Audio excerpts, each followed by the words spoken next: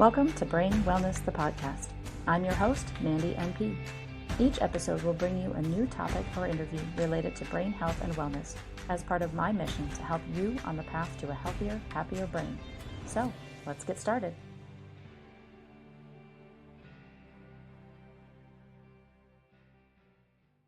Hello, everyone, and welcome back to another episode of Brain Wellness, the podcast. My guest today is Amanda Wiggins. Amanda is a neuroscientist with a deep passion for understanding how we can protect and support brain health at every stage of life. With a strong foundation in neuroscience research, Amanda is dedicated to translating the latest scientific discoveries into practical strategies that help reduce the risk of dementia and promote lifelong cognitive well-being. She brings both scientific insight and real-world relevance to discussions about brain health, making complex topics accessible and actionable. I am really excited for our conversation today, Amanda. Thank you so much for being here. Thank you for having me, Mandy. And I love that just before we hit record, we both acknowledge that we're neuroscience and brain nerds. So that's great. We've got common ground there. I love getting fellow brain nerds on the podcast here because then we can just have a really fun conversation. So I think we're going to have a good one again today. Yeah. But my first question to people is always just tell me a little bit about your story. How did you get interested in the things you are now? What got you to where you are today? So I guess my love of neuroscience really kicked off right back in high school, right towards the end of high school. I did not know what I wanted to do, and I was sent the handbook from one of our universities here in New Zealand and literally flicked through to the neuroscience section so that Otago University offers a degree in neuroscience, multidisciplinary, and just fell in love with the concept of understanding what makes us think, what makes us who we are. I ended up doing quite a lot of education in neuroscience. So I did an honours degree here in New Zealand. I did a PhD in neuroscience over at the University of Melbourne in Australia, and then I came over to your side of the world and did a postdoc at UCSF, which was fantastic. But it was really towards the end of that postdoc that I started getting a bit disillusioned with, I guess, my fit for the research world. I'd had quite a long week of I was booked into the scanning electron microscope room every day that week, which is, you go into a dark room and you're counting neurons and taking photos and whatnot. I sort of came out, I was just like, you know what? I'm not perfectly suited to this. I'm quite extroverted. I really want to connect with other humans. And there must be more you can do, in the science world to kind of help get the science out there. So at that stage, I had joined the American Society for Cell Biology, who was running these advocacy trips over to Washington, D.C., which sounded pretty exciting to me, and they would fund your travel over to D.C. I was a poor postdoc at the time. And so I joined a couple of their trips over to knock on senators' door and talk to them about research funding. And it was really at that point that I realized that I wanted to work more in the kind of the application or the societal uptake of research and development rather than actually being a researcher myself. Leave that to the people who are actually really good at that, which was probably not me, in all honesty. And very long story short, moved back to New Zealand about 19 years ago. And since then I've worked in that kind of like the application of R&D into societies. Had a good stint there working in government on biotech regulations, and in the last 10 years I've been working with companies to help them commercialize their science. Yeah. So that's a little bit of a shift when you realize in kind of that late in the game in education that this isn't exactly what I want to do, but I'm glad you were able to find a way to then still find a passion with that degree. Yeah, absolutely. At this stage of life, I reflect quite a lot on how much your education influences what you're interested in, and I guess your sense of self, your own kind of self-identity. As we said before we got on the call, Mandy, I do identify as a brain geek, a brain nerd, and I love it. It's still really a big part of my life. And, particularly I work in a company that's commercializing a brain health product. But, outside of that, I'm generally very interested in anything that pops up in the neuroscience field as well. Yeah. So yeah, it's sort of set me in good stead for being a neuroscience nerd, my whole life, really. Yeah. And I love it. It's so interesting. And I also just reflect on how much knowledge changes over time as well. So in my undergrad years, I remember so clearly in this lecture, we were taught there's no stem cells in the brain, there's stem cells in another part of the body. Adult neurogenesis does not occur. However, that's now been turned on its head. Some of that work was done here at the University of Auckland by Professor Bronwyn Connor, but elsewhere as well. And it's now known that there are stem cell pools in certain parts of the brain that can step up when needed, like in response to injury, but also just as part of normal healthy aging to help support memory as we age. So understanding changes a lot. And I love that, slow to move though, right? Like, yeah, lots of new knowledge around gut health and how that affects brain health. That wasn't even a thing back when I was studying neuroscience. So that's another really interesting emerging area, the connection there between the nerve that goes between the gut and the brain and vice versa. It's a two-way street. So I find that very interesting, particularly the link between gut dysbiosis, inflammatory factors in the gut and how that affects mood, and brain health. So keeping a watching eye on that as well. But I think, gosh, really diverging here, but also, I'm in the business field as well. I work in a supplement company at the moment, and I'm interested in probiotics and their ability to modify brain health. That field, quite honestly, I feel it's under delivering a wee bit. Yeah. I think the key message there is probably just to eat a variety of fruit and veg to keep things healthy in the gut and reduce one's gut inflammation, therefore supporting mood. So that was a slight diversion. It's all related though. Mm, I felt the same way when I first got into neuroscience. Gosh, it was 2000 now. So in 1999, I started working in healthcare, and then 6 months later transferred to a neuro floor because there was an availability. And I thought, you know what, I wanted to do a little bit different than what I had been doing. And I fell in love with it and have never looked back. So when I first went to mm, nursing school, even I thought I liked cardiology, I liked mother baby, and then it was a good opportunity to rule out things. So I'm like, nope, don't really want to do that. Nope, don't really want to mm, do that. And then I landed on the neuro floor, and that's been where my passion has been ever since. And you are totally right. Everything has changed so much in the last 20 years, mm, 20 plus. I remember even dealing with stroke patients 25 years ago was so different mm, from what we do now.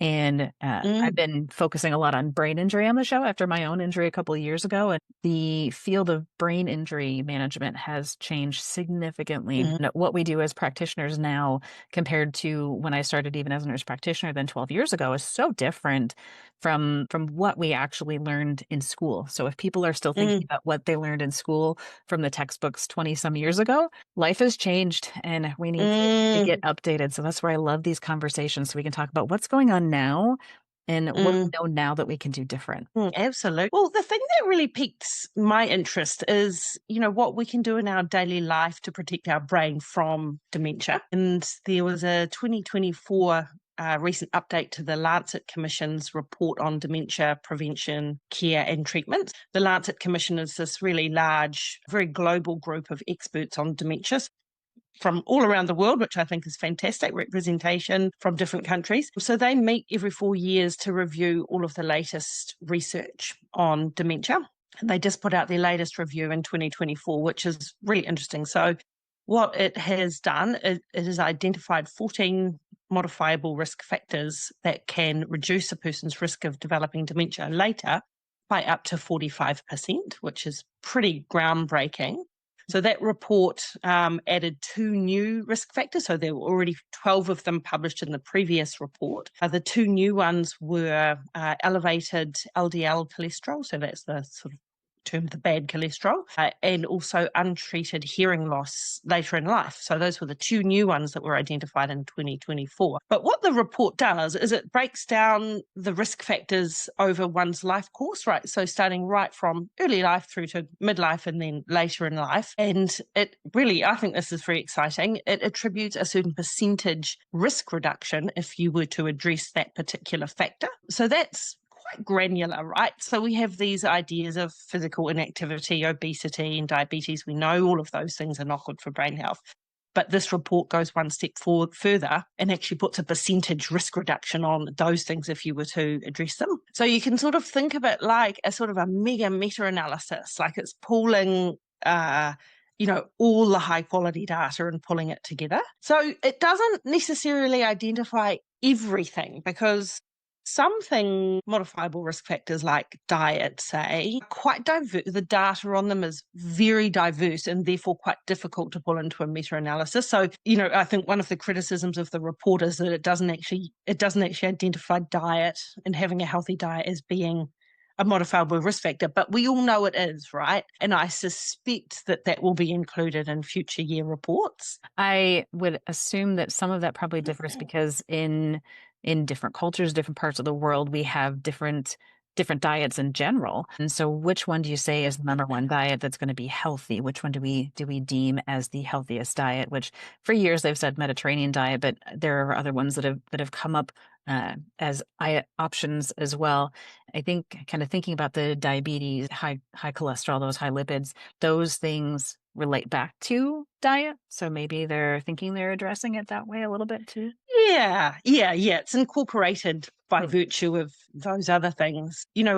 I think when it comes to brain health and diet, the mind diet is the leading contender for the most healthy. So the mind diet is a combination really of the Mediterranean diet and something called the DASH diet, which is developed for high blood pressure. And the mind diet is really quite similar in that it's high in whole grains, colourful vegetables, fruits that are purple and colourful, so antioxidants. It incorporates 1 serving of fish per week, which I actually thought was too low. That That's so should be cute. more Yeah. based on what we know about DHA, and doesn't include any red meat, but it does include a couple of servings of poultry per week. So it's pretty much close to the Mediterranean diet, but with fish added, as far as what I can see from a practical perspective.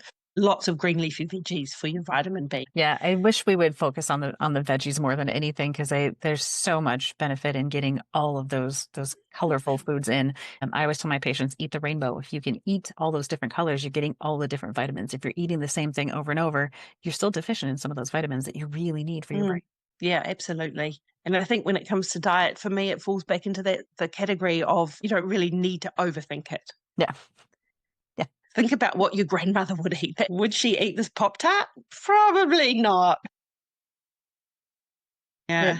yeah, that's one thing too. Again, kind of getting off on a tangent there. I always tell my patients to avoid the highly processed things because if you have to preserve it long enough for it to survive on a shelf before it gets to you, think of what it's doing to your body. It's preserving you while you're still alive. Yeah, In a good way. absolutely. Yeah, and just all the goodness stripped out. Yeah.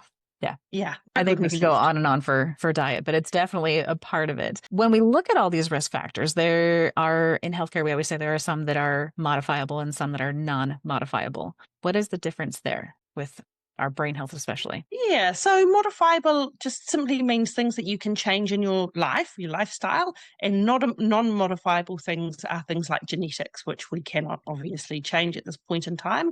And there are some gene mutations that are known to contribute an increased risk of dementia, but even with those gene mutations, it's not a given that one would develop dementia. So that's interesting, isn't it? And I guess if I could predict the future, I suspect that as we learn more and more about brain health and particularly brain health as we age, I suspect we'll identify more and more modifiable risk factors, and that non-modifiable component, so the genetic component, will become less and less over time. What I find really interesting about this approach is the protective risk factors start from really early in life with education. So more education earlier in life contributes a 5% reduction in risk for developing dementia later in life.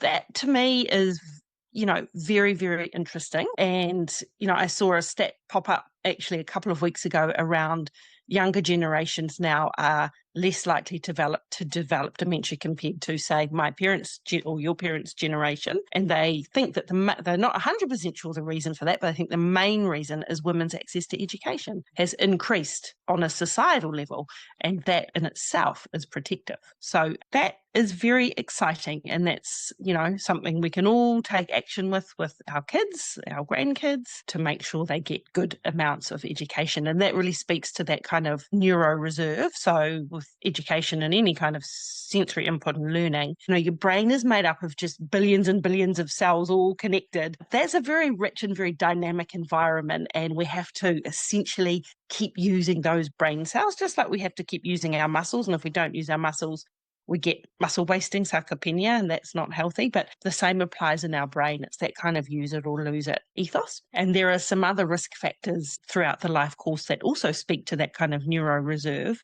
So in the middle part of life, hearing loss is attributed about 7% risk, similar to education. So it's input into the brain.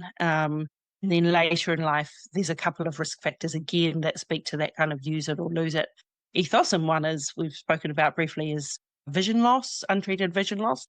And the other is social isolation later in life. And that's just, it's really about just getting the sensory input and the richness of input. So humans looking at another human and interacting with another human, just like we are now, is a really rich experience for our brain, right? We're scanning each other, we're sussing each other out.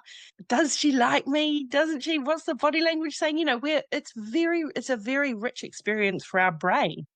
And so, when you think about older people in your life, older people that you know, it's really good to pop in and see them, just see how they're going. Say hi, go and have a cup of tea. We do that, we're quite British here in New Zealand. We have a cup of tea. It's part of our culture. There's some really interesting emerging research even on the kind of micro interactions that you might have on the daily, having a chat to the person who's packing your groceries or having a chat to the person who you've just ordered coffee off. Even that level of interaction provides benefit for our brain. So, there's a lot of talk these days around, high quality relationships and the perils of loneliness in the digital world, which is true. And that's a whole nother sort of topic, really. But I guess it doesn't have to be the grand relationships, the people who you're really close to. It can be the small daily stuff as well. So I think that's worth keeping in mind for people who perhaps are having trouble connecting or feel a bit disconnected from their family or friends. Just get out there, have a chat to the person packing your groceries. Yeah, yeah. That's always been one of the things that I've talked with my patients about on how to keep their brains healthy and try to push off dementia as far as they can. And there were three things that I learned from one of the practitioners that helped to train me initially, and it's keeping it active socially, so that talking to people, because you have to remember things about their life. You have to remember parts of the conversation, keeping active physically, so doing physical exercise, which I know we're going to talk about more too, and then keeping active mentally, doing things to help your brain keep active, reading, doing puzzles, learning a new language, doing all these different things. So it's really simplistic, but those three things go a huge way for trying to help keep your brain active. Yeah, absolutely. Yeah, physical activity or physical inactivity is a really interesting one. So that's one that's been identified by the Lancet Commission. So there's this whole sort of swathe of risk factors in the middle part of your life, which I find really interesting. So often dementia is not diagnosed until someone's in their 70s. And in fact, age is the biggest risk factor for developing dementia. But what's now known is that the changes start occurring probably in the middle of life, at least 10 to probably 20 years before the diagnosis. So my key message is for people who are in that middle stage of life, think about this stuff now and take action. So in the middle part of life, the risk factors were hearing loss, which we've already spoken about, high cholesterol, depression. So with depression, that's an interesting one because I think the main thinking there is it's not the depression per se, it's how it affects the person's life. So people with depression tend to shut down and interact less, which again speaks to that cognitive reserve and brain connections, which are spurred on by human connection. And so the main message there is really just around seeing a professional and getting help. Traumatic brain injury, and I know this issue is really close to your heart, Mandy, that is now known to contribute around a 3% risk of developing dementia later in life. That's interesting. So physical inactivity contributes only a 2% risk of developing dementia later, which I found quite interesting. I thought that would be higher. Too, yeah. So physical activity links very strongly to a number of things, vascular health being the number one. So all the blood vessels all going around your body busily delivering oxygen, nutrients and taking out the cellular waste, they can lose their elasticity and also become leaky, which is not what you want. So exercise is very, very, very important for keeping your blood vessels healthy, as well as keeping your muscles healthy and your heart in good shape as well. Diabetes, that one's probably fairly obvious, but high blood sugar in your blood vessels damages your blood vessels, which leads to lack of oxygenation in a number of different organs. Smoking, hypertension, obesity, and excessive alcohol.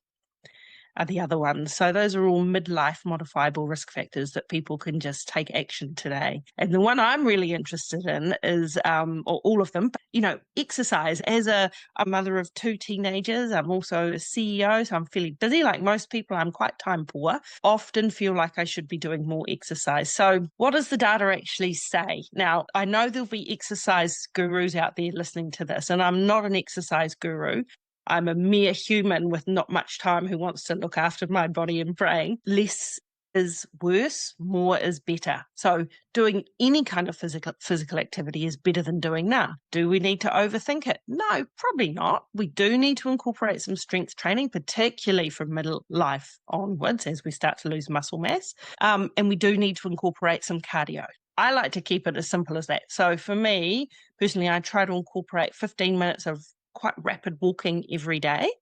And then when I have time, so on the weekends, I'll do my strength training at the gym.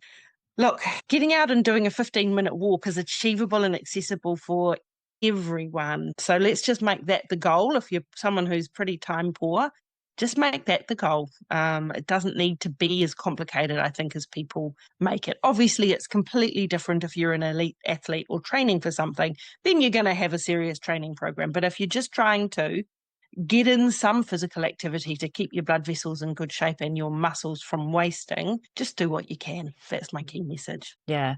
And I love that you brought up the TBI because that's definitely been something that's been near and dear to my heart. And it's been interesting to learn about how all of those changes can occur to increase the risk of dementia after a brain injury. And I actually did a lecture like 5-6 years ago now on the connection between stroke and brain injury because people don't really put those two and two together either. But brain injury actually increases your risk of stroke. I would never have thought of it that way prior to doing my research for that conversation. But both of them then increase your risk of dementia. Kind of to tease that out a little bit more too. When we think of dementia, people often jump to Alzheimer's because that's what they hear is dementia, and that's the most popular kind. But I remember learning way back that that's only one of 200 different types of dementia. And I don't think people realize that there are so many other types of dementia. You mentioned kind of the blood vessels in there. That's a type of dementia, vascular dementia. What are your thoughts on those differences? Anything that you've seen in research or anything that you can have practical advice on for those two? Yeah, it is a big field, isn't it? And it's hard to keep on top of what all the different types are. I think, Alzheimer's is the most common type of dementia, but it's worth keeping in mind that the actual finer diagnosis of the type of dementia that someone has is really actually quite poor while they're living, right? So often it's a post-death brain examination that really determines, gives the final. So look, back to the topic of, stroke and traumatic brain injury, that all speaks to the vasculature. So I think from what I understand, it's really the damage to the blood vessels that is problematic there. More recently, I've done a lot of reading on something called insulin-like growth factor, IGF-1, and how that supports the regrowing of the vasculature and repair of the vasculature after a TBI, but also spurs on neurogenesis, so birth of new neurons, and keeps the existing neurons alive through reducing apoptosis. So the company that I'm the CEO of now, which is called the CGP Lab, we've got a really interesting molecule which is called cyclic glycine proline. So it's a peptide molecule which is in a cyclic structure with two amino acids together, glycine and proline. What's really interesting about this peptide molecule is it's actually a natural breakdown product of IGF-1's metabolic process in the body. So we all have CGP in our body. And what our company's done is we've developed a manufacturing process to develop and manufacture CGP for brain health. So what CGP does in the body is it makes IGF-1 more bioavailable. IGF-1 normally in the body, most of it, about 90-95%, is bound to a binding protein that inactivates it. And it's only when it detaches from the binding protein that it's able to go and do its biological activities. By taking CGP orally, it helps dislodge more IGF-1 to regulate IGF-1's activity. And what's interesting here is, that tie back to, traumatic brain injury and brain recovery. And there's a lot of good research that's been done by our chief science officer, whose name is Dr. Jian Guan, prior to joining the company, around CGP and how it protects from stroke and aids recovery from things like stroke and traumatic brain injury. And it all links back to the function of IGF-1 in the vasculature. But there's these other sort of lesser known things, which I also find pretty interesting. So that's the spurring on of the neurogenesis, helping new neurons be born in the brain to recover from an injury, and also reducing the death of neurons, reducing apoptosis. So that's my current area of interest that I'm working on at the moment with the CGP lab. It's fascinating hearing about all these peptides because peptides are kind of gaining popularity in multiple different areas of healthcare, trying to address situations that current medications can't. What are we doing in life that we aren't reaching? And those peptides are kind of bubbling up to the forefront of things that really are beneficial. So it's interesting to hear there's one specifically kind of to help for brain recovery too. Yeah. I'm watching the space too, and it's very interesting. I see there's a number coming out of the US. I think the thing about peptides is they're quite potent, actually. And I see that a lot of peptides are being developed as dietary supplements, which ours is. I do feel that, I'm interested to watch where this goes, because I feel that some of them would perhaps be more suited to the pharmaceutical drug development route due to their potency and specificity. But I think how it's come to be, honestly, is off the back of the craze of collagen. So collagens, there's lots of different types of collagen products that people take for skin, nails, muscle repair, joint health, that type of thing. And what you tend to get with most collagen products is they're a big mix of both peptides and amino acids, right? They're a big sort of soup of bit of everything. I guess where companies are going with it is they're trying to identify something that's really special, in their particular collagen or their manufacturing process that differentiates them from all the other collagens and sort of, go up the value chain. And so I feel like we're just at the start of that now. When I look at the companies that are out there, to me, there's a small handful doing exciting stuff, including us. And I feel like we're sort of at the forefront of the wave, and there's probably going to be quite a lot, coming in behind. Yeah, so our peptide, cyclic glycine proline, we make it from a combination of New Zealand black currants and a very particular type of collagen that is most rich in glycine and proline through a sort of a prolonged heating process. And you sort of, so just normal native sort of collagen doesn't have particularly high CGP. You've got to mash it together with heat, and even better with a bit of pressure. So I've heard someone told me that the FDA was doing raids on peptide companies in the US. I haven't been able to verify that. It just speaks to that these things are very efficacious, and there's a question around where does a supplement end and a medicine start. That's that kind of thing. So there's a bit of pushing of the boundaries going on there. Yeah. So if this is a molecule that we have in our bodies all the time, would it then be considered as a supplement because we're just kind of giving them extra? Yeah. So it's a supplement on a number of fronts. One, we make it from natural food sources, so it's not a synthetic thing. But also, of course, with dietary supplements, there's no health claims allowed on the labels, which is different. And the registration process is very, very different, and the level of evidence required to prove efficacy is very different. So that they are quite different kind of commercial pathways. And so for us with our supplement brand, we know all this stuff around CGP and IGF-1 and recovery from brain injury. That's not really the space of dietary supplements, right? That's the domain of a pharmaceutical. So we actually sell our products really for healthy brain aging, staying well midlife onwards. And most of our customers are in that kind of 50 plus age group.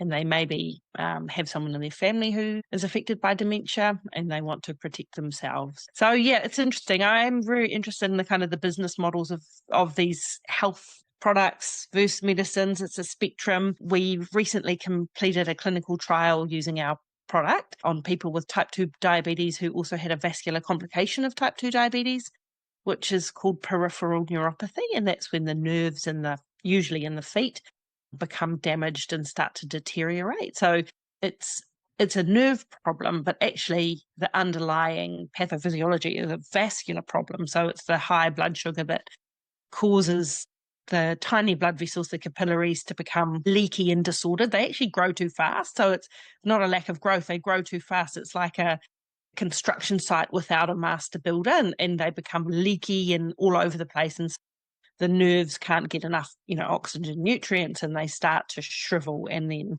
retreat up into the knee, essentially. So in our clinical study, what we found was that people taking CGP over a 6-month period, after 3 months, they had a statistically significant improvement in their foot sensation, which got even better after the full 6 months of taking it. So yeah, interesting, just people who are interested in the kind of the business of health products and how is this going to play out? Because we've got a natural product, we're a supplement company, but we've got something that's very efficacious, and we know this around blood vessels, which obviously is quite a broad application. So we've decided with this innovation, we're going to take it to market as something called a medicated food, which also in some countries is called a food for special medical purposes. I think in the US it's called just a medicated food. It's regulated under your Orphan Drug Act. So this is kind of a halfway house between a supplement and a pharmaceutical. So it has kind of the benefits of both worlds. It's faster path to market. In terms of pharmaceutical clinical trial requirements, it roughly requires a phase 2B to prove efficacy. And that's what we're about to undertake now, soon, hopefully. So that clinical trial I mentioned was a phase 2A. So that was actually an open label trial, meaning it wasn't double blinded and did not have a placebo.